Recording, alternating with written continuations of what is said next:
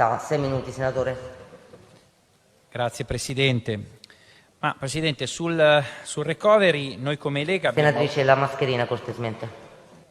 Sul recovery noi come Lega abbiamo avuto uno spirito collaborativo, proprio perché da più parti e anche all'interno del nostro movimento c'è stata l'indicazione e soprattutto l'opinione che stiamo parlando del futuro del nostro Paese, del futuro dei nostri figli, di far uscire il più velocemente possibile il nostro Paese da questa situazione, che è una situazione sicuramente senza precedenti e che ha bisogno di uno spirito collaborativo e dico anche di unità nazionale. Però ancora una volta, come diceva prima il collega Simone Bossi, abbiamo assistito da parte della maggioranza al solito teatrino come se fosse una delle questioni più urgenti da trattare il più velocemente possibile, senza quasi neanche un dibattito e senza neanche quasi mettere sul tavolo quelle che sono le reali progettualità che questo Paese vuole portare all'attenzione dell'Europa, cosa che hanno fatto anche altri Paesi. Pensiamo alla Francia. La Francia ha aperto un grandissimo dibattito dove ci si sono messi, hanno ragionato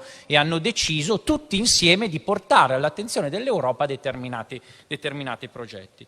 Qui invece le solite linee guida, il solito libro dei sogni, parlando con alcuni colleghi anche di maggioranza. Sì, va bene, dai Centinaio, tanto si dice tutto e si dice niente, quindi votate anche a favore, al massimo astenetevi, perché intanto quello è il solito, questo qua, a questo documento non si può dire di no, perché è quello che dicono tutti, ma non può essere un'idea del genere. E quindi noi abbiamo e continuiamo a portare avanti quelli che secondo noi sono le cose che servono realmente al nostro Paese.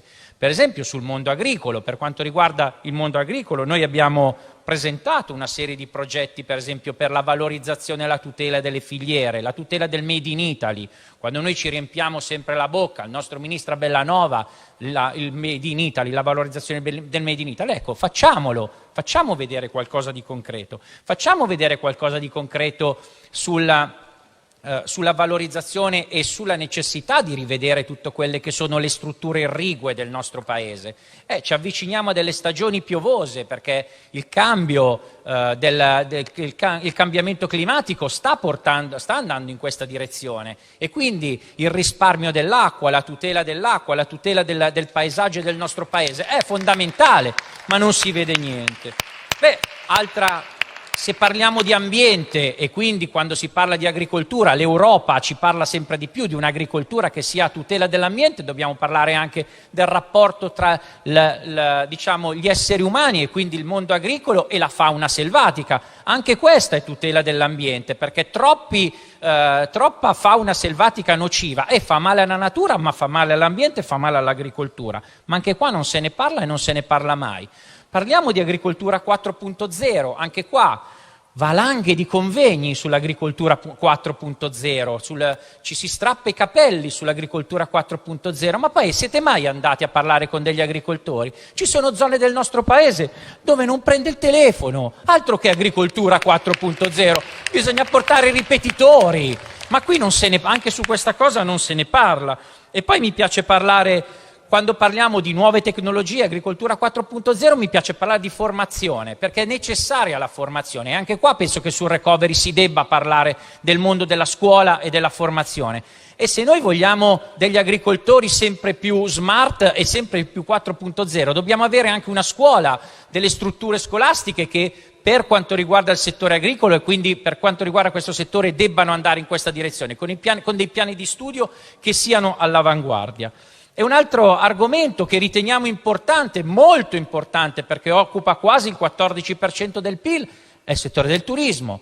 Sul settore del turismo io ho sentito dire tutto il contrario di tutto, visto che nei decreti passati non avete messo un euro per il settore del turismo, o perlomeno aveste messo l'1% di quello che il settore stava chiedendo, il ministro Franceschini ricordava sempre che intanto adesso arrivano i soldi dall'Europa e quindi, caro settore del turismo, non ti preoccupare, adesso arrivano i soldi dall'Europa e vi mettiamo quei soldi. Sapete benissimo che i soldi che arrivano dall'Europa non possono essere utilizzati per quello che sta chiedendo il settore, lo sappiamo bene e state dicendo bugie, perché siete un po' bugiardini, falsi come i soldi del Monopoli, come si dice molto spesso. E quindi anche in questa situazione io mi aspetto che voi manteniate le promesse. E allora mantenete la promessa con dei soldi a fondo perduto per quanto riguarda agenzie di viaggio, quasi finito Presidente, agenzie di viaggio e tour operator. Penso a rinnovare le infrastrutture anche in questo caso, ma penso anche in questo caso a tutto il discorso della formazione nel settore del turismo. E il problema, Presidente, è che io non vi credo, perché come posso pensare che i soldi vengano utilizzati dal governo del bonus del monopattino, dal governo dei banchi con le rotelle, dal governo che sta portando dentro valanghe di immigrati con i barchini? Questo è il governo che dovrà andare a gestire i nostri fondi. Termino veramente, Presidente, esprimendo la mia solidarietà personale a un ex collega che in questo momento sta facendo il direttore scolastico a Milano, l'ex ministro Bussetti, attaccato ingiustamente dal ministro Azzolina, che per nascondere la sua incapacità, perché veramente non è capace di far la O col bicchiere, il ministro Azzolina sta attaccando e commissariando uno dei migliori dirigenti della scuola italiana. Grazie. Grazie senatore.